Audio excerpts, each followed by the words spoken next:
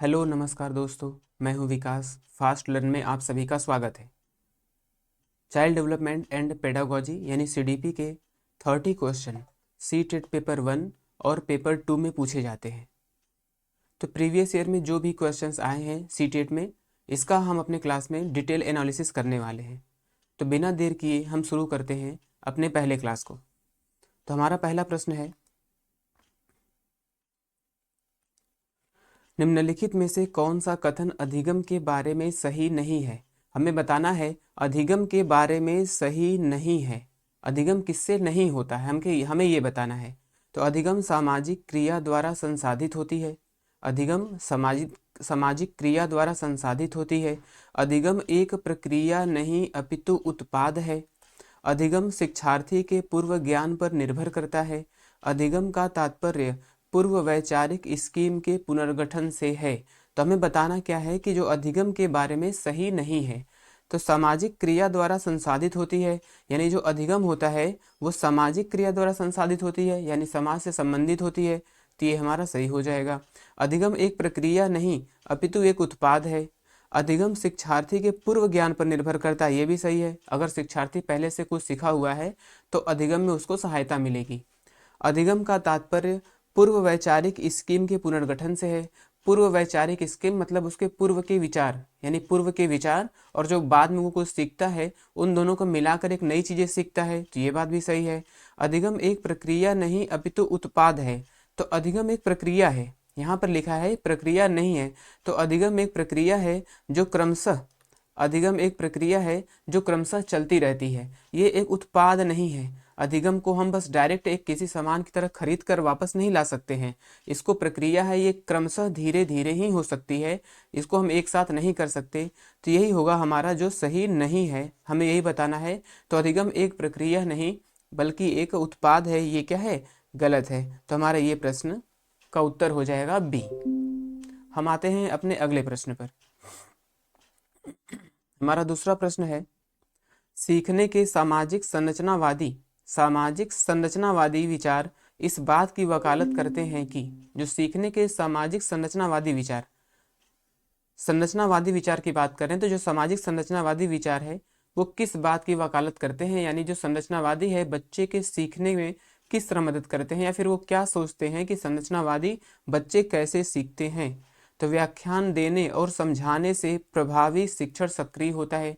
क्या केवल व्याख्यान देने से शिक्षण सक्रिय हो जाएगा? व्याख्यान देने से बच्चे सीख पाएंगे? प्रत्याहार यानी रिकॉल और दोहराव की चिंतन प्रक्रिया से प्रभावी शिक्षण होता है। प्रत्याहार यानी कि केवल दोहराना, रिकॉल करना, याद करना, और दोहराना, किसी चीज को बार बार दोहराने से शिक्षण प्रभावी हो सकता है।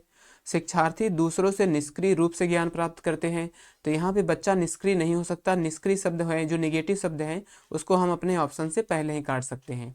शिक्षार्थी सक्रिय रूप से ज्ञान का निर्माण करते हैं। तो जो सामाजिक संरचनावादी है, सामाजिक संरचनावादी में नाम आता है वाइगोत्स्की का।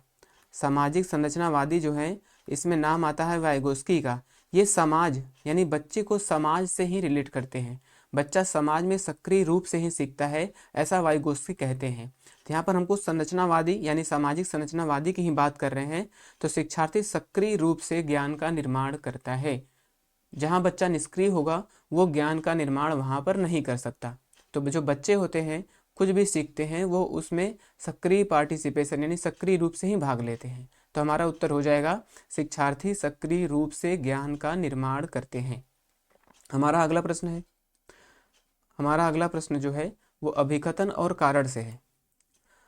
विद्यालयी पाठ्यक्रम को विद्यार्थियों के सांस्कृतिक ज्ञान को उचित स्थान और मूल्य देना चाहिए। यानी विद्यालय में जो पाठ्यक्रम बनते हैं वो वहाँ के सांस्कृतिक परंपरा जो कल्चर है उसको ध्यान में रखकर बनाना चाहिए। विद्यार्थियों को उनकी सांस्कृतिक पहचान बनाए रखने के लिए समर्थन प्रदान करना, यानी जो संस्कृति होती है वो विद्यार्थियों की सांस्कृतिक पहचान को बनाए रखने में समर्थन प्रदान करती है। और जो उनकी संस्कृति होती है वो बच्चे को सीखने में यानी एक सुगम राह प्रदान करती है, सुगमता प्रदान करती है। तो यहाँ पर हमारा असर्शन और रीजन दोनों हो जाएगा। जब पाठ्यक्रम में बच्चे के सांस्कृतिक विकास को ध्यान में रखकर रखा जाएगा तो जब बच्चा अपने संस्कृति से जुड़ा रहेगा तो उसका अधिगम सुगम रूप से होगा। तो यहाँ पर हमारा हो जाएगा ए और आर दोनों सही है, ए की आर सही व्याख्या करता है। ठीक है दोस्तों, हमारा अगला प्रश्न है, विकास के क्रम में बच्चे सूक्ष्म पेशी कौशल से पहले सकल पेशी कौशल सीखते हैं, यानी सूक्ष्म पेशी कौशल, fine fine motor skill, fine motor skill, और सकल पेशी कौशल से मतलब है यहाँ पे gross motor skill, gross motor skill. सकल पेशी कौशल को हम स्थूल स्थूल और सूक्ष्म, यहाँ पे स्थूल से सूक्ष्म, यानी जो विकास है वो कह रहा है कि स्थूल से सूक्ष्म होता है, यानी सूक्ष्म से पहले स्थूल विकास होता है। यहाँ पर प्रश्न में हमें पूछ रहा है स्थूल से सूक्ष्म, स्थूल से सूक्ष्म जो विकास होता है वो किसके अंतर्गत आता है? जो स्थूल से सूक्ष्म विकास होता है, क्या वो रेखी है, समीप, दूराभिमुख, जिसे हम प्रॉक्सिमोडिस्टल कहते हैं, यानी समीप से दूर, समीप से दूर भी इसे हम कहते हैं, समीप से दूर कह सकते हैं इसको, केंद्र से दूर, इसे हम केंद्र से दूर भी कहते हैं। तो विकास जो है समीप से दूर होता है, जिसे प्रॉक्सिमोडिस्टल कहते हैं। अराजक यानी किसी भी तरह से हो सकता है, इसका कोई दिशा नहीं है। और शीर्षगामी, जिसे हम सिफेलोकोडल कहते हैं, सिफेलोकोडल में होता है जो विकास होता है बच्चे का, वो सिर से पैर की तरफ होता है, सिर से पैर की तरफ होता है। लेकिन हमें यहाँ पूछ रहा है कि स्थूल से सूक्ष्म की ओर, जो स्थूल से सूक्ष्म की ओर विकास होता है वो हमारा होता है प्रॉक्सिमोडिस्टल में, यानी समीप दूराभिमुख में होता है। क्योंकि हमें यहाँ पूछ रहा है कि सकल पेशी कौशल यानी सूक्ष्म पेशी कौशल का विकास सूक्ष्म से पहले होता है, तो उत्तर हो जाएगा हमारा प्रॉक्सिमोडिस्टल। हमारा नेक्स्ट क्वेश्चन है, विकास के किस पहलू में तर्क, चिंतन और समस्या समाधान की व्याख्या की जाती है? यानी कि विकास के किस पहलू में हम तर्क करते हैं, चिंतन करते हैं और समस्या का समाधान करते हैं? तो ये हमारे नैतिक विकास से संबंधित है, गतिक विकास से संबंधित है, सामाजिक विकास से संबंधित है और संज्ञानात्मक विकास से संबंधित है। तो जो विकास होते हैं वो 3 प्रकार के हैं। विकास 3 चरणों में 3 प्रकार के होते हैं। एक तो होता है हमारा मानसिक विकास, एक मानसिक विकास, और दूसरा है हमारा शारीरिक विकास, और तीसरा है संवेगात्मक विकास। तो हमें बताना है तर्क, चिंतन और समस्या। जो तर्क, चिंतन, समस्या है वो हमारे मानसिक यानी बुद्धि, हमारे मस्तिष्क से संबंधित होता है, और जो मस्तिष्क से संबंधित होता है वो है हमारा संज्ञानात्मक विकास, जिसे हम कॉग्निटिव डेवलपमेंट भी कहते हैं, इसे हम कॉग्निटिव डेवलपमेंट भी कहते हैं। शारीरिक विकास का संबंध हमारे शरीर के वृद्धि से संबंधित है, और संवेगात्मक विकास का जो संबंध होता है हमारे भावनाओं और मन से संबंधित होता है। तो हमें तर्क, चिंतन, समस्या बताना है, तो इसका संबंध हो जाएगा हमारे संज्ञानात्मक विकास से। अगले प्रश्न पर आते हैं, रस्सी कूदते समय पैर में रस्सी फंसने के कारण आउट होने के बाद अरु कहती है कि उसे रस्सी ने जानबूझकर आउट किया है। रस्सी ने उसे क्या किया? जानबूझकर आउट किया है। जीन पियाजे के संज्ञानात्मक विकास सिद्धांत के किस अवस्था में बच्चे इस तरह का तर्क देते हैं? तो जो जीन पियाजे हैं, जीन पियाजे की बात कर रहे हैं यहाँ पे, जीन पियाजे ने विकास की अवस्थाओं के 4 प्रकार बताए हैं। इन्होंने 4 प्रकार बताए हैं, जिसमें इनका संवेदी गामक अवस्था, पूर्व संक्रियात्मक अवस्था, मूर्त संक्रियात्मक अवस्था और औपचारिक संक्रियात्मक अवस्था, ये 4 अवस्थाएं हैं। तो यहाँ बताना है कि बच्चे आउट होने के बाद ये कह रहा है बच्चा कि रस्सी ने उसे जानबूझकर आउट किया। रस्सी जानबूझकर आउट किया मतलब बच्चे को अभी ये समझ विकसित नहीं हो पाया है कि रस्सी लिविंग है या फिर नॉन लिविंग, रस्सी जिंदा है या फिर वो जिंदा नहीं है। बच्चे में ये अभी डेवलपमेंट या ये कॉन्सेप्ट का विकास अभी नहीं हो पाया है। तो ये होता है हमारे पूर्व चलन अवस्था। पूर्व चलन अवस्था को हम कहते हैं पूर्व संक्रियात्मक अवस्था, जिसे प्री ऑपरेशनल स्टेज भी कहते हैं। पूर्व संक्रियात्मक अवस्था, पूर्व संक्रियात्मक अवस्था, पूर्व संक्रियात्मक जो अवस्था है इसमें बच्चा यानी कि सजीव और निर्जीव में फर्क नहीं कर पाता, सजीव और निर्जीव में बच्चा फर्क नहीं कर पाता है। और पूर्व संक्रियात्मक अवस्था की जो उम्र होती है वो होती है 2 से 7 साल, 2 से 7 वर्ष की उम्र है, बच्चा इसमें सजीव निर्जीव का फर्क करने में असमर्थ होता है, तो उसे रस्सी भी जीवित लगता है। जैसे बच्चे उस समय के जो होते हैं वो खिलौनों से भी बातचीत करते हैं, उन्हें लगता है कि खिलौने भी बातें करते हैं, वो खिलौनों को भी सजीव मानते हैं। तो पूर्व चलन अवस्था जिसे हम पूर्व संक्रियात्मक अवस्था कहते हैं, और ये जो जिसमें बच्चे निर्जीव को भी सजीव मानते हैं उसे हम बोलते हैं जीववाद। जीववाद यानी कि वो निर्जीव चीज़ों में भी जीव को देखते हैं। तो हमारा उत्तर यहाँ पे हो जाएगा पूर्व चरण अवस्था या फिर पूर्व संक्रियात्मक अवस्था, जिसका उम्र होता है 2 से 7 वर्ष। हमारा अगला प्रश्न है, समीपस्थ सिद्धांत कहता है कि शैशवावस्था में यहाँ सबसे पहले बात कर रहे हैं समीपस्थ सिद्धांत, ये समीपस्थ सिद्धांत की बात कर रहा है, और शैशवावस्था में शैशवावस्था की बात कर रहा है। क्या होता है? भाषा का विकास तेजी से होता है क्योंकि वह विकास के संवेदनशील अवधि में है। तो शैशवावस्था में भाषा का विकास नहीं होता, शैशवावस्था में भाषा का विकास नहीं होता। जो भाषा का विकास तेजी से होता है वो बाल्यावस्था में होता है। सूक्ष्म गतिक कौशल के विकास के साथ शारीरिक विकास तेजी से होता है। तो जो सूक्ष्म गतिक कौशल है वो बाद में होता है, सबसे पहले बच्चे का शारीरिक विकास होता है। यानी बच्चे का शरीर जब पूरी तरह से विकसित हो जाता है तो बच्चा सूक्ष्म गतिक कौशल में जैसे लिखना, पैरों पर चलना, उसके पहले पैरों का विकास होता है, फिर वो उस पर चलना सीखता है। तो यानी स्थूल से सूक्ष्म की तरफ होता है, जो अभी हम लोगों ने पहले पढ़ा है। तीसरा प्रश्न है, ये भी हमारा गलत हो जाएगा। हमें बताना है शैशवावस्था की बात कर रहा है। अंग हाथ और पैरों की तुलना में तेजी से बढ़ते हैं। अंग यानी कि हमारे जो अंग हैं वो हाथ और पैरों की तुलना में तेजी से बढ़ते हैं, तेजी से बढ़ते हैं। तो जो अंग है वो तेजी से बढ़ता है। हाथ पैर का यहाँ पर मुख्य रूप से उद्देश्य है जो हथेली हो या फिर जो पंजे हैं, मानिए इस पर जो बच्चे का कंट्रोल है वो बाद में होता है, लेकिन उसका ये जो भुजाएं हैं यानी जो उसके आर्म्स हैं वो जल्दी ग्रोथ हो जाते हैं, यानी जल्दी बड़े हो जाते हैं। तो अंग जो होते हैं यानी जो भुजाएं हैं ये पहले बड़ी होती हैं, और जो ये अंगुलियां हैं वो धीरे धीरे बड़ी होती हैं, या फिर धीरे धीरे बच्चों का उन पर कंट्रोल होता है। तो शैशवावस्था में अंग जो है काफ़ी तेजी से बड़े होते हैं, लेकिन उनके जो सूक्ष्म पेशी होते हैं वो धीरे धीरे विकसित होते हैं। तो ये हमारा ऑप्शन सही हो जाएगा। विकास सिर से पांव तक होता है। तो विकास सिर से पांव तक तो हर स्थिति में होती है, शैशवावस्था बाल्यावस्था सभी में होती है, लेकिन बात कर रहे हैं यहाँ पे शैशवावस्था की, तो इसमें यही होगा कि जो अंग है हाथ और पैरों की तुलना में तेजी से बढ़ते हैं।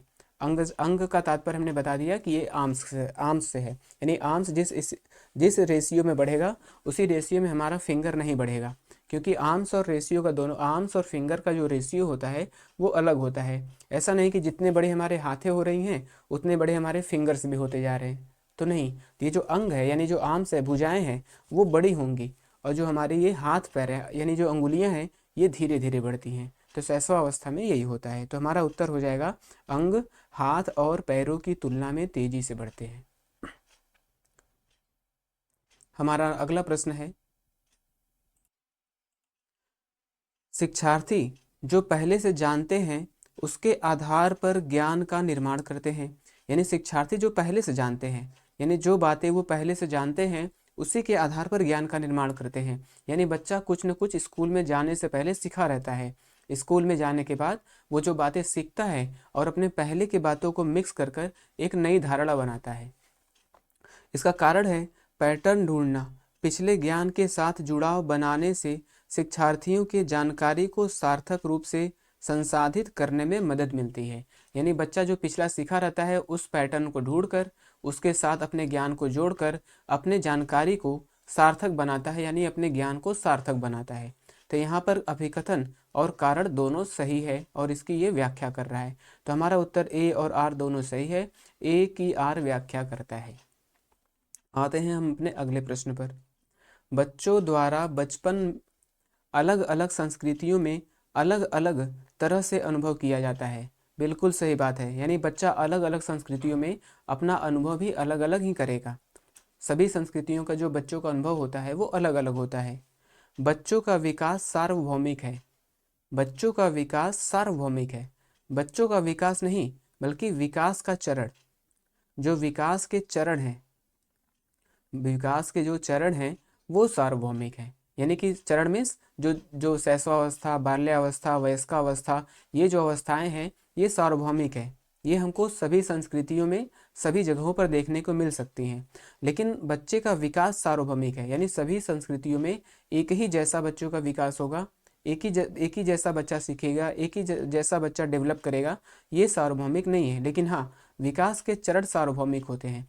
जो सबसे पहले शैशवावस्था आएगा, उसके बाद बाल्यावस्था आएगा, उसके बाद वयस्कावस्था आएगा। ये सारी अवस्थाएं सभी संस्कृतियों में एक समान होती हैं। तो हमारा अभिकथन यहाँ पे सही हो जाएगा, लेकिन जो कारण है वो गलत हो जाएगा।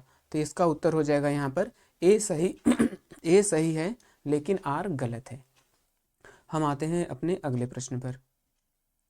ये भी जो क्वेश्चन है हमारा अभिकथन और कारण से ही संबंधित है। लॉरेंस कोहलबर्ग के नैतिक विकास के सिद्धांत में लॉरेंस कोहलबर्ग के नैतिक विकास के सिद्धांत में बच्चे कार्यों को उनके परिणाम के आधार पर अच्छा या बुरा समझने से इस समझ पर पहुंचते हैं कि नियम और कानून नम्य हैं। यानी बच्चे क्या करते हैं, उनके परिणाम के आधार पर अच्छा या बुरा समझते हैं। जो कार्य का परिणाम है, कार्य के परिणाम के अनुसार वो समझते हैं कि ये अच्छा है या फिर बुरा है, अच्छा है या फिर बुरा है। इस समझ पर पहुंचते हैं कि नियम और कानून नम्य है। नम्य कहने का मतलब है फ्लेक्सिबल है और ये बदला जा सकता है। यानी बच्चा धीरे धीरे बच्चे में, पहले तो उसको बच्चे को हम डरा देते हैं, वो डर जाता है, लेकिन बाद में वो धीरे धीरे समझ जाता है कि जो भी ये डराया जा रहा है या फिर जो नियम है, कानून है, वो फ्लेक्सिबल है, ये बदला जा सकता है, इसको हम बदल सकते हैं। बच्चा ये धीरे धीरे समझ विकसित कर लेता है आगे चलकर। लॉरेंस कोहलबर्ग का तर्क है कि नैतिक विकास क्रमिक रूप से चरणों में होता है। लॉरेंस कोहलबर्ग ने 3 चरण बताए हैं। नैतिक विकास के 3 चरण बताए हैं। 3 चरण में इन्होंने 6 स्टेज बताए हैं। इन्होंने इसमें 6 स्टेज बताए हैं। तो लॉरेंस कोहलबर्ग ने नैतिक विकास के क्रमिक रूप से चरणों में होता है इन्होंने बताया है। तो यहाँ पर हमारा असर्शन यानी अभिकथन और रीजन दोनों सही हो जाएगा और आर इसकी व्याख्या भी करेगा। तो हमारा उत्तर हो जाएगा यहाँ पे सी, क्योंकि लॉरेंस कोहलबर्ग ने जो भी विकास बताया है बच्चों का, वो चरणों में ही बताया है। हम आते हैं अपने अगले प्रश्न पर। निम्नलिखित में से कौन सा कथन समावेशी शिक्षा के बारे में सही नहीं है? समावेशी शिक्षा की बात कर रहे हैं यहाँ पे। समावेशी, एक समावेशी कक्षा भाषा से हमें बताना है कि सही नहीं है, हमें ढूंढना है सही नहीं है, तो जो सही होगा उसको हम सही करते चलेंगे। एक समावेशी कक्षा भाषा शैली में अंतर को समायोजित करती है और सहयोग को बढ़ावा देती है। भाषा शैली यानी कि अलग अलग तरीके के, अलग अलग संस्कृति के जो बच्चे हैं, अलग अलग प्रकार के जो बच्चे हैं, उनके भाषा को समायोजित किए जा रहा है, यानी उनकी भाषा को माना जा रहा है और आपस में सहयोग की भावना भी बढ़ावा देती है। तो ये हमारा सही हो जाएगा। निश्चित पाठचर्या और मानक मूल्यांकन के आसपास ही एक समावेशी कक्षा का केंद्र होता है। जो समावेशी कक्षा है, क्या उसकी पाठचर्या निश्चित है? पाठचर्या निश्चित होगी तो समावेशी शिक्षा नहीं हो पाएगी, क्योंकि समावेशी शिक्षा में विभिन्न प्रकार के बालकों का समावेश किया जाता है। तो हमारा जो पाठचर्या है, हमारा पाठ्यक्रम है, उन बालकों के अनुसार ही बनाया जाना चाहिए। अगर वो फिक्स है यानी रिजिड है, उसको हम फ्लेक्सिबल बनाएंगे तभी वो समावेशी शिक्षा के लिए ही अच्छा होगा। अगर वो रिजिड है, निश्चित है, तो वो समावेशी शिक्षा के लिए सही नहीं होगा। तो ये हमारा ऑप्शन हो जाएगा गलत। हमें ढूंढना भी है कि कौन सा सही नहीं है। समावेशी शिक्षण का अर्थ है ऐसे तरीकों से शिक्षण जो बहिष्कृत न करे। ये भी बिल्कुल सही है, यानी जो समावेशी शिक्षा है वो सभी बच्चों को समायोजित करती है, उसे बहिष्कृत नहीं करती है। उस शिक्षा शास्त्र को अपनाना जो सभी शिक्षार्थियों की आवश्यकताओं का समर्थन करता है। तो समावेशी शिक्षा कहता है कि हमें सभी बच्चों को, यानी सभी शिक्षार्थियों, सभी बालकों को उनके आवश्यकता के अनुसार, आवश्यकता के अनुरूप ही पाठ्यक्रम का निर्माण करना है और हमें उसे पढ़ाना है। ये पूरी तरह से बाल केंद्रित शिक्षा की बात करते हैं, यानी पूरे बालक को, यानी चाइल्ड सेंटर्ड, बालक को ध्यान में ही रखकर सारी जो योजनाएं हैं, पाठ्यक्रम है, दिनचर्या है बच्चों का, उनके अनुसार ही बनाया जाता है। तो हमें बताना था यहाँ पे कौन सा सही नहीं है। तो जो सही नहीं है वो है निश्चित पाठचर्या। निश्चित पाठचर्या में बालक को हम सही से नहीं पढ़ा सकते। हमारा अगला प्रश्न है, लेव वाइगोस्की प्रस्तावित करते हैं कि लेव वाइगोस्की प्रस्तावित करते हैं कि बच्चों में स्वनियमन के लिए महत्वपूर्ण है। बच्चा स्वनियमन, स्वनियमन मतलब अपनी, अब खुद से बच्चा अपने आप को रेगुलेट करना सीखता है। बच्चा अपने आप को खुद रेगुलेट करता है तो कैसे करता है? अनुकूलन, अनुकूलन तो हमारा जीन पियाजे का है। संगठन, ये भी जीन पियाजे का है। असंतुलन नहीं है यहाँ पे। और निजी वाक, निजी वाक जिसे हम इनर स्पीच कहते हैं, इनर स्पीच, निजी वॉक, यानी इसे हम प्राइवेट टॉक भी कहते हैं, प्राइवेट टॉक। इसकी बात करते हैं हमारे वाइगोस्की। जो वाइगोस्की हैं वो कहते हैं इनर स्पीच यानी प्राइवेट टॉक, यानी जो छोटे बच्चे होते हैं, आप देखे होंगे जो बच्चे होते हैं वो खुद से बातें करते हैं, यानी वो खेलते रहते हैं, खुद से बातें करते रहते हैं। और स्वनियमन, स्वनियमन में खुद से बातें करते हैं और खुद से कहते हैं कि ये सही नहीं है, ये इसको ऐसे करना चाहिए, इसको वैसे करना चाहिए। तो बच्चा खुद से बातें करता है और स्वनियमन करता है, यानी अपने आप को खुद से रेगुलेट करता है। तो ये है हमारा निजी वाक। और इसकी बात करते हैं हमारे वाइगोस्की, जिसे हम प्राइवेट टॉक या फिर इनर स्पीच भी कहते हैं। आते हैं हम अगले प्रश्न पर। जीन पियाजे के संज्ञानात्मक विकास के सिद्धांत के अनुसार निम्नलिखित में से कौन सी क्षमता मूर्त संक्रियात्मक सोच को पूर्व संक्रियात्मक सोच से अलग करती है? मूर्त संक्रियात्मक, और यहाँ पे है पूर्व संक्रियात्मक। जो पूर्व संक्रियात्मक और मूर्त संक्रियात्मक है, पूर्व संक्रियात्मक का उम्र है 2 से 7 वर्ष, और मूर्त संक्रियात्मक जो इसके बाद वाला चरण है, तीसरा चरण, इसका जो उम्र होता है वो होता है 7 से 11 वर्ष। तो इन दोनों को अलग करने वाली जो स्थिति है किस स्तर पर, यानी ये हम कह सकते हैं कि पूर्व संक्रियात्मक जो सोच है बच्चा, यहाँ पर कहाँ से उसके मूर्त संक्रियात्मक में बदल जाता है, यानी बच्चा किस प्रकार से यहाँ पर सोच इस तरह का करता है। परिकल्पित तार्किकता, परिकल्पना यानी हाइपोथेसिस, हाइपोथेसिस ये जो बच्चा है वो चौथे चरण में करता है, अनौपचारिक संक्रियात्मक सिद्धांत अवस्था में करता है। तो इसमें ये परिकल्पना यानी उच्च सोच जो होता है ये बच्चा चौथे चरण में करता है। वस्तु स्थायित्व, जो वस्तु स्थायित्व है वो बच्चे के पहले चरण में, जिसको हम संवेदी गामक अवस्था भी कहते हैं, जो पहला चरण है इसमें बच्चा वस्तु स्थायित्व, वस्तु स्थायित्व का मतलब है कि बच्चे के सामने अगर हम कुछ लाते हैं तो बच्चा उसी पे ध्यान केंद्रित करता है, उसी को ही देखता है, उसी पर ही सोचता है। तो ये होता है वस्तु स्थायित्व। इंद्रियों का समन्वय, जो इंद्रियों का समन्वय है ये भी हमारे पहले चरण में, जिसको हम सेंसरी मोटर स्किल यानी संवेदी गामक अवस्था कहते हैं, ये भी हमारा पहले ही चरण में होता है, ये भी हमारा पहले चरण में होता है। जो परिकल्पना है यानी उच्च सोच है ये हमारे चौथे चरण में होता है। विकेंद्रण, जो विकेंद्रण है ये हमारे मूर्त संक्रियात्मक अवस्था और पूर्व संक्रियात्मक अवस्था को अलग करता है, क्योंकि जो पूर्व संक्रियात्मक अवस्था है इसमें बच्चा पूरी तरह से केंद्रित होता है, बच्चा जो है पूरी तरह से केंद्रित होता है। केंद्रित से यहाँ मतलब है कि बच्चा मतलब आगे पीछे यानी किसी प्रकार को नहीं सोच सकता, मतलब बच्चे को जो दिखाया जा रहा है, जो बच्चे को जो बताया जा रहा है बस वो वही देख पाता है, वही सीख पाता है, उसमें कुछ भी वो मॉडिफिकेशन या उसमें कुछ बदलाव करने में सक्षम नहीं होता है। लेकिन जो हमारा मूर्त संक्रियात्मक अवस्था है बच्चा उसमें विकेंद्रित हो जाता है। विकेंद्रित मीन्स अगर हम बच्चे को कुछ बताते हैं तो बच्चा उसमें खुद से भी नई चीज़ों को जोड़कर उसको बदल सकता है। जैसे केंद्रीकरण का एक एग्जाम्पल है कि अगर हम बच्चे को बताते हैं कि 2 + 2 4 होता है, तो बच्चा ये नहीं समझ पाएगा कि 4 को फिर हम कैसे 2 + 2 करेंगे, ये उसका केंद्रीकरण है। बच्चा एक तरफा यानी एक दिशा में ही सोच पाता है। लेकिन जो विकेंद्रण है बच्चा इसमें समझ जाएगा कि अगर 2 + 2 अगर 4 हो रहा है तो 4 को भी हम फिर 2 + 2 कर सकते हैं, यानी रिवर्स थिंकिंग, बच्चा आगे का भी समझ सकता है और पीछे का भी समझ सकता है। तो जो विकेंद्रण है जो वो पूर्व संक्रियात्मक सोच को मूर्त संक्रियात्मक सोच से पृथक करता है। ठीक है दोस्तों, अब हम आते हैं अपने अगले प्रश्न पर।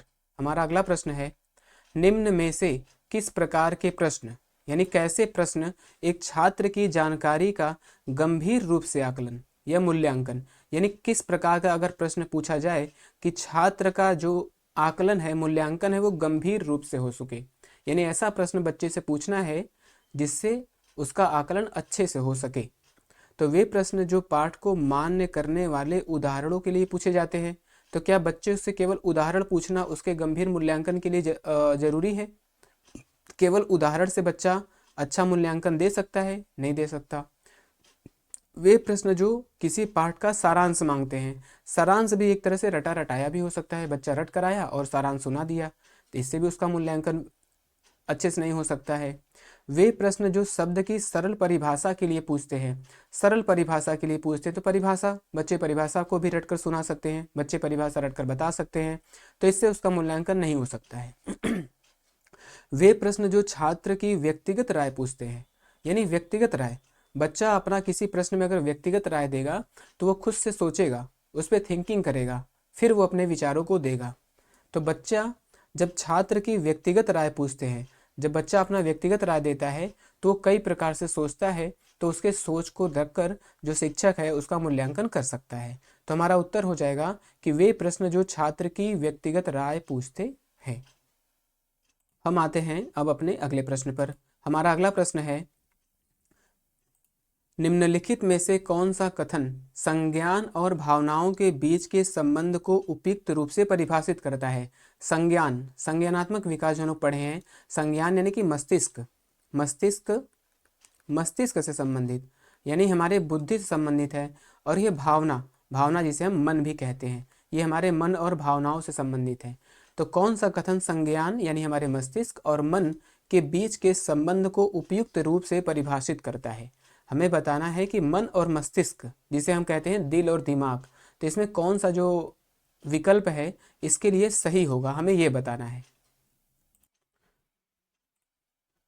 संज्ञान भावनाओं को प्रभावित करता है लेकिन इसका विपरीत सत्य नहीं है, यानी संज्ञान भावनाओं को प्रभावित करता है लेकिन भावनाएं संज्ञान को प्रभावित नहीं करते, ये विकल्प सही नहीं होगा। भावनाएं संज्ञान को प्रभावित करती हैं लेकिन इसका विपरीत सत्य नहीं है, यानी भावनाएं संज्ञान को तो प्रभावित करती हैं लेकिन संज्ञान भावनाओं को प्रभावित नहीं करते, ये भी विकल्प हमारा सही नहीं होगा। संज्ञान और भावनाएं दोनों से स्वतंत्र होती हैं, ये भी हमारा सही नहीं होगा। हमारा जो भी निगेटिव या फिर जो भी नकारात्मक अगर हमको विकल्प मिलेगा तो उसको हम काटते चलेंगे ताकि हमको दोबारा ना पढ़ना पड़े। अगर एक दो विकल्प जो हमारा सही है फिर उसमें से हम कोशिश करेंगे कि जो विकल्प सही है उसको ढूंढकर बाहर करें। तो हमारे ये तीनों गलत निकल गए। भावनाएं और संज्ञान आपस में एक दूसरे से परस्पर रूप से निर्भर करते हैं, यानी एक दूसरे से अंतः संबंधित होते हैं। यानी हमारे जो भावनाएं हैं हमारे दिमाग को, यानी हमारे संज्ञान को, और जो हमारे संज्ञान है हमारे भावनाओं को प्रभावित करता है। तो ये एक दूसरे से आपस में जुड़े हैं। तो हमारा उत्तर हो जाएगा यहाँ पे कि भावनाएं और संज्ञान आपस में एक दूसरे से परस्पर निर्भर करते हैं, यानी ये दूसरे से आपस में परस्पर जुड़े होते हैं। हमारा अगला प्रश्न है, प्राथमिक कक्षाओं में भाषा का विकास किस प्रकार संसाधित होता है। जो प्राथमिक कक्षा है, यानी जो प्राथमिक कक्षा है, इसमें भाषा का विकास बच्चे में किस प्रकार से हो सकता है। जब शिक्षक बच्चों की मातृभाषा की अवहेलना और उपेक्षा करता है, यहाँ पे नकारात्मक शब्द है, जहाँ पे अवहेलना और बच्चे की अवहेलना या फिर बच्चे की उपेक्षा की जाती है वो गलत हो जाएगा। जब शिक्षक मूर्त वस्तुओं की बजाय संकेतों और प्रतीकों से शुरू करते हैं, मूर्त, जो छोटे बच्चे होते हैं वो संकेत और प्रतीक अभी आसानी से नहीं सीख पाते, उनको मूर्त वस्तुओं की जरूरत होती है, तो ये भी विकल्प हमारा निकल जाएगा बाहर। जब शिक्षक अमूर्त अवधारणाओं को संदर्भित करने के लिए, अमूर्त यानी जो बच्चे के सामने नहीं है, जो बच्चा नहीं देख रहा है, अमूर्त अवधारणाओं को संदर्भित करने के लिए ठोस उदाहरणों का उपयोग करता है, यानी बच्चा जो उसके सामने नहीं है, शिक्षक उसको किसी उदाहरण से, किसी टीचिंग ऐड का यूज करके बच्चे को सिखाता है, तो बच्चा उससे आसानी से सीख लेता है। जब शिक्षक औपचारिक भाषा का प्रयोग करते हैं, तो प्राथमिक कक्षाओं में औपचारिक भाषा का प्रयोग बच्चे के लिए सुटेबल नहीं है। औपचारिक भाषा जो होती है, यानी व्याख्यान है, बड़े बड़े लेक्चर हैं, वो बड़े क्लास में होते हैं। तो जब शिक्षक अमूर्त अवधारणाओं को संदर्भित करने के लिए ठोस उदाहरणों का उपयोग करते हैं, तब बच्चा, यानी प्राथमिक क्लास में बच्चे के भाषा का विकास अच्छे से हो पाएगा। तो हमारा उत्तर हो जाएगा, जब शिक्षक अमूर्त अवधारणाओं को संदर्भित करने के लिए ठोस उदाहरणों का उपयोग करते हैं। हमारा अगला प्रश्न है, अभिप्रेरणा के आरोपण सिद्धांत। अभिप्रेरणा के आरोपण सिद्धांत, जिसे हम कहते हैं एट्रीब्यूशन थ्योरी ऑफ मोटिवेशन, कुछ ऐसे हैं शब्द जिसका हमको इंग्लिश वर्ड भी जानना चाहिए। तो अभिप्रेरणा के आरोपण सिद्धांत के अनुसार निम्नलिखित में से किससे लगातार कोशिश और बेहतर प्रदर्शन की संभावना है, यानी किस प्रकार की अगर बच्चे में अभिप्रेरणा दी जाए जिससे उसका जो प्रयास है, यानी उसका जो प्रदर्शन है वो हमेशा अच्छा बना रहे। असफलता और सफलता दोनों के लिए आंतरिक आरोपण, यानी असफलता हो, बच्चा सफल हो या फिर असफल हो, उसकी जो अभिप्रेरणा है वो आंतरिक होनी चाहिए। असफलता और सफलता के लिए बाहरी आरोपण, यानी जो प्रेरणा है बच्चों में बाहर से आती है। सफलता के लिए आंतरिक आरोपण, असफलता के लिए बाहरी आरोपण। यानी बच्चा सफल होता है तो खुद को जिम्मेदार मानता है कि मैं सफल हो गया, और असफल हुआ तो वो बाहरी चीज़ों को क्या करता है, गलत ठहराता है। यहाँ पर कहने का मतलब ये है कि सफल हुआ तो बहुत अच्छा है, असफल हुआ तो बाहरी चीज़ों को जिम्मेदार ठहराता है। सफलता के लिए बाहरी आरोपण, यानी बच्चा सफल होता है तो किसी और को श्रेय देता है कि इसकी वजह से, उसकी वजह से मैं सफल हो गया। असफलता के लिए आंतरिक आरोपण, और जब बच्चा असफल होता है तो खुद को जिम्मेदार मानता है। ये सही नहीं है। अगर बच्चा खुद को जिम्मेदार मानेगा तो वो डिप्रेशन में भी जा सकता है। ये नकारात्मक चीज़ें हैं, ये भी हमारे नकारात्मक हैं, ये भी हमारे नकारात्मक हैं। लेकिन असफलता और सफलता दोनों के लिए आंतरिक आरोपण, यानी बच्चा सफल होता है तब भी खुद को जिम्मेदार मानता है, और बच्चा असफल होता है तब भी खुद को ही जिम्मेदार मानता है। तो आंतरिक आरोपण, यानी जो अभिप्रेरणा होती है वो आंतरिक ही होती है। बाह्य अभिप्रेरणा जो होती है वो अस्थायी होती है, और आंतरिक अभिप्रेरणा जो होती है वो स्थायी होती है। तो बच्चा सफल हो या फिर असफल हो, आंतरिक आरोपण ही सबसे अच्छा होता है। हमारा अगला प्रश्न है, वंचित वर्गों से संबंधित विद्यार्थियों के समावेशन के लिए, वंचित वर्गों से संबंधित विद्यार्थियों के समावेशन के लिए सामाजिक संबद्धता के आधार पर कक्षा में अलगाव करना चाहिए। जो वंचित वर्ग हैं, हम बात कर रहे हैं यहाँ पे वंचित वर्ग की। वंचित वर्ग से मतलब है कि ऐसे बच्चे जिनको जो सुविधाएं मिलनी चाहिए वो अभी नहीं मिल पाई हैं। अगर बच्चों को वो सुविधाएं दी जाएं जो सामान्य बच्चों को दी जाती है तो ये बच्चे भी हमारे धारा में शामिल हो सकते हैं। तो इन्हें हम कहते हैं वंचित वर्ग से संबंधित बच्चे। इनके समावेशन के लिए हमें क्या करना चाहिए, या एक शिक्षक को क्या करना चाहिए? सामाजिक संबद्धता के आधार पर कक्षा में अलगाव करना चाहिए। क्या वंचित वर्ग से बच्चे हमको कक्षा में अलग बैठाना चाहिए? ये सही नहीं है। समान क्षमताओं के आधार पर विद्यार्थियों को समूहों में विभाजित करना। समान क्षमता, अगर समान क्षमताओं के बच्चों को हम अगर ग्रुप में बना देंगे तो बच्चे समान ही होंगे, तो वो एक दूसरे से कैसे सीख पाएंगे? हाँ, हमें अगर विद्यार्थियों का समूह बनाना भी है तो विभिन्न क्षमताओं वाले बच्चों को बनाना चाहिए, ताकि जो तेज बच्चा है वो कमजोर बच्चे को संभाल सके, उसे बता सके। तो हमारा ये भी सही नहीं होगा। विविध परंपराओं के प्रति जागरूकता और संवेदनशीलता को बढ़ावा देना। विविध परंपरा यानी विविध प्रकार के बच्चे, अलग अलग संस्कृति, अलग अलग प्रकार के जो बच्चे हैं उनके प्रति जागरूकता और संवेदनशीलता को बढ़ावा देना।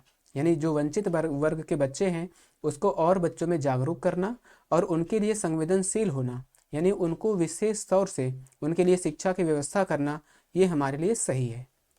पहचान आधारित रूढ़ियों को प्रमाणित और प्रोत्साहित करना। पहचान आधारित यानी हम किसी एक बच्चे को, यानी कुछ बच्चों को हम पहचान कर रहे हैं, उनको ही प्रोत्साहित कर रहे हैं, और जो बच्चे वंचित वर्ग से हैं उसको हम प्रोत्साहित नहीं कर रहे हैं, तो ये भी विकल्प हमारा गलत हो जाएगा। तो विविध परंपराओं के प्रति जागरूकता और संवेदनशीलता को बढ़ावा देना, ये हमारा एकदम सकारात्मक उत्तर है। तो हम हमेशा सकारात्मक उत्तर की ओर ही जाते हैं, जो नकारात्मक उत्तर है वो हमारा गलत हो जाएगा। हमारा अगला प्रश्न है, कक्षा में खेल प्रतियोगिता में हिस्सा लेते समय तनुज अपने दोस्त से कहता है वह भाला फेंकने में हिस्सा लेगा और रस्सी कूदने में उसकी बहन हिस्सा ले सकती है। यानी जो तनुज है वो कहता है कि मैं भाला फेंकने में हिस्सा लूंगा और उसकी जो बहन है वो रस्सी कूदने में हिस्सा ले सकती है, क्योंकि वह लड़की है और लड़कियां भाला नहीं फेंक सकती। यानी उसका कहने का तात्पर्य है कि ये लड़की जो कुछ पर्टिकुलर काम है लड़कियां उसको नहीं कर सकती। तो वह क्या प्रदर्शित करना चाहता है? जेंडर समता। जेंडर समता में तो हम समानता की बात करते हैं, यहाँ समानता की बात नहीं हो रही है। जेंडर रूढ़िबद्धता, स्टेरियोटाइप, जो रूढ़िबद्धता है इसमें लड़कों और लड़कियों को अलग अलग माना जाता है, यानी उनके काम को पृथक किया जाता है। जेंडर संबद्धता, संबंध भी यहाँ पे नहीं बताया जा रहा है, और यहाँ पे समानता की बात नहीं की जा रही है। यहाँ पर असमानता की बात की जा रही है, यानी जो काम लड़का कर सकता है लड़कियां नहीं कर सकती, और जो लड़कियां कर सकती हैं वो लड़के नहीं कर सकते।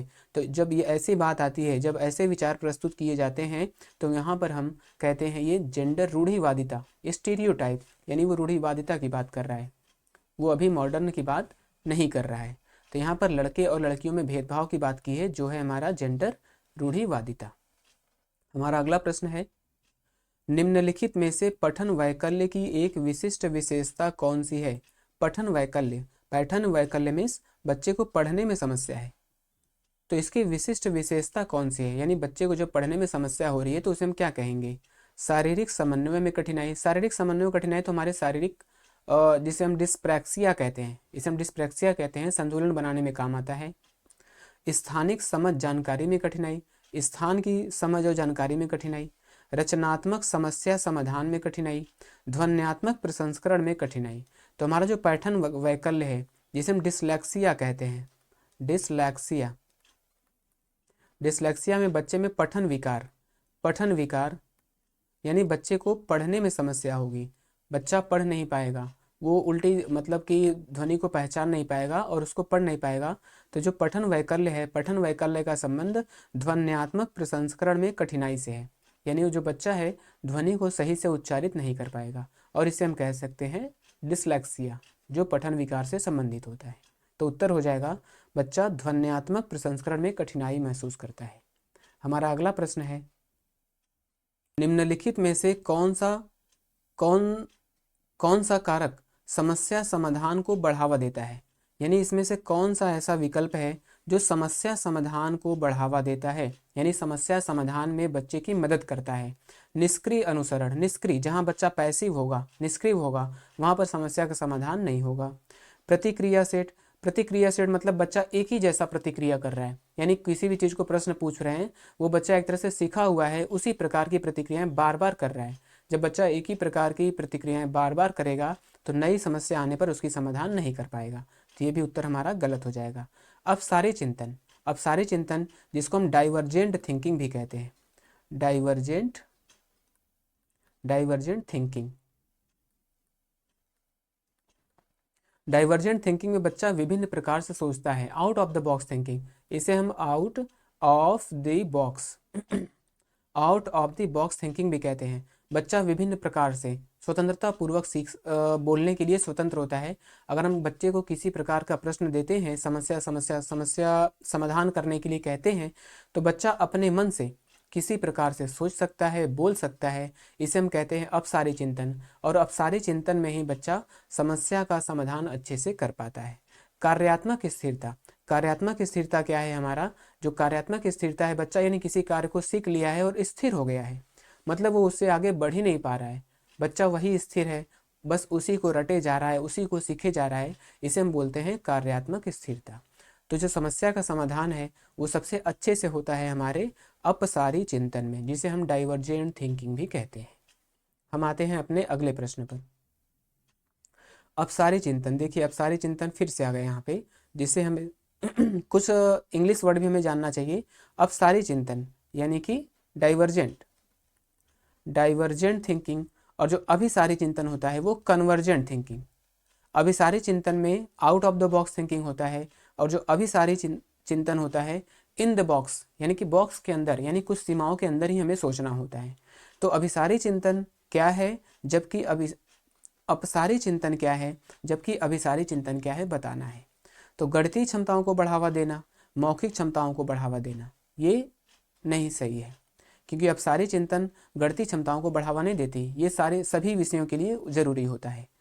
मौखिक क्षमताओं को बढ़ावा देता है, इसके ही विपरीत कर दिया गया यहाँ पे। तो गणितीय और मौखिक से संबंधित अपसारी चिंतन या फिर अभिसारी चिंतन का संबंध नहीं है। हाँ, अपसारी चिंतन जैसे अभी हमने आपको बताया है कि कई उत्तरों को प्रोत्साहित करता है। जो अपसारी चिंतन है कई उत्तरों को प्रोत्साहित करता है, और अभिसारी चिंतन एक ही समाधान पर स्थिर होता है, यानी वो एक ही प्रकार की बात सोचते हैं, वो विभिन्न प्रकार की बातों को नहीं सोच सकते।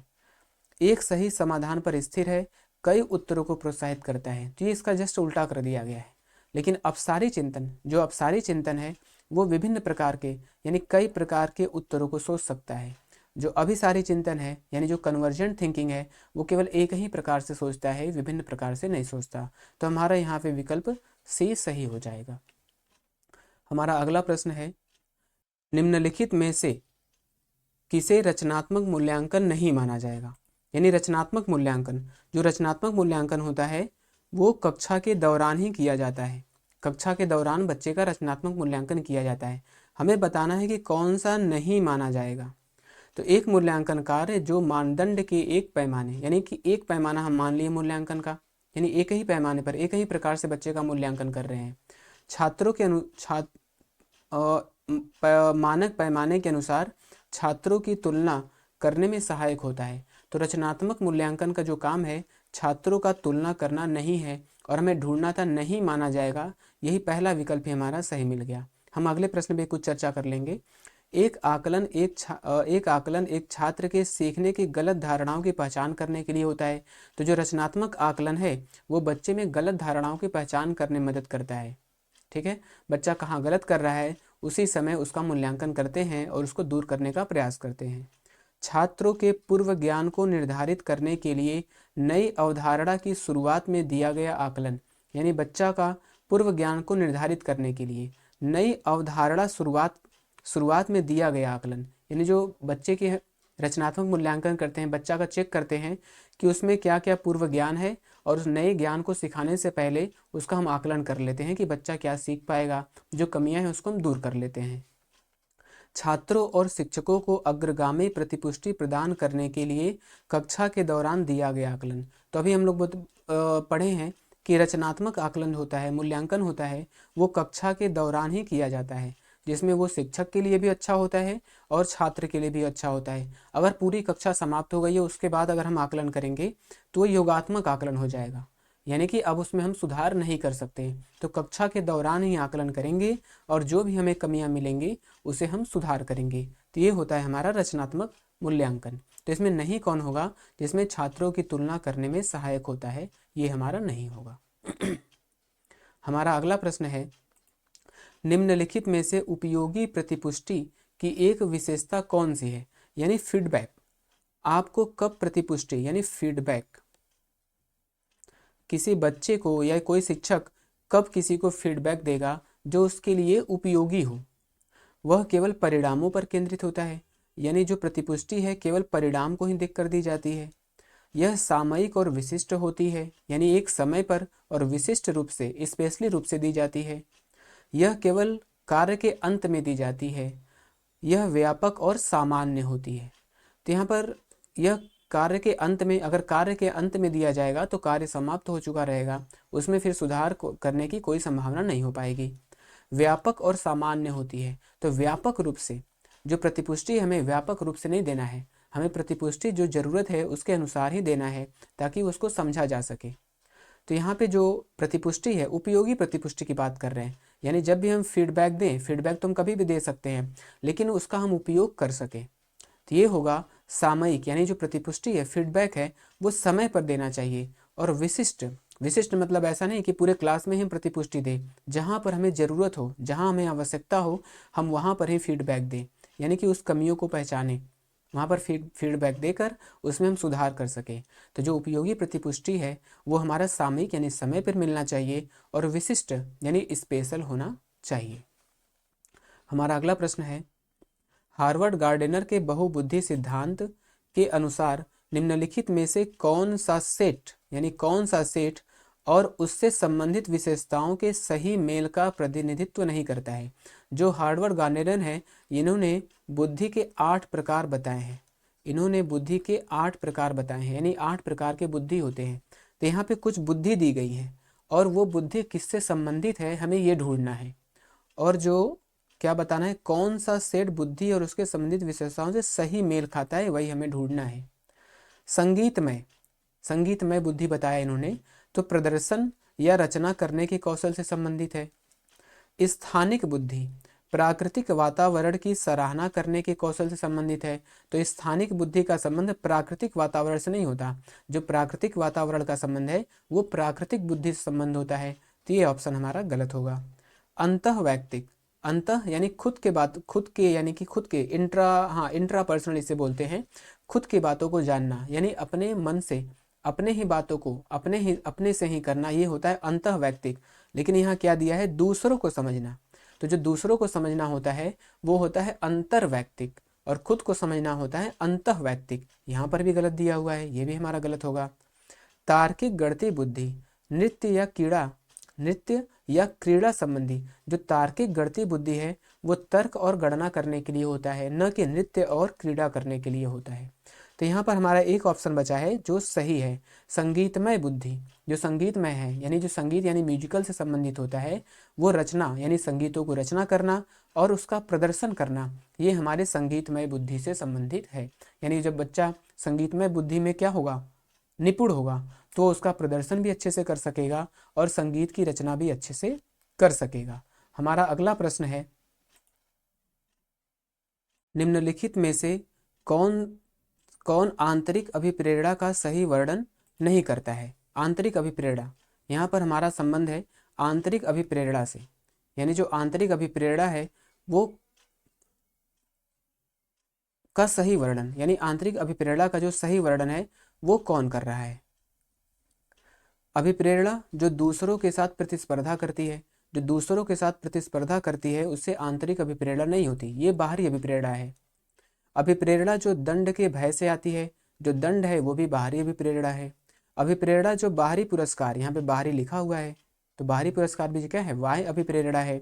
अभिप्रेरणा जो व्यक्तिगत आनंद से आती है, यानी बच्चा खुद से उस काम को करेगा और खुद को उसको क्या होगा, मोटिवेशन फील होगा, यानी उसको बच्चा अब आनंदित होगा, खुश होगा, तो बच्चा बिना कहे उस काम को करता रहेगा। तो व्यक्तिगत आनंद से जो अभिप्रेरणा आती है वो आंतरिक अभिप्रेरणा होती है।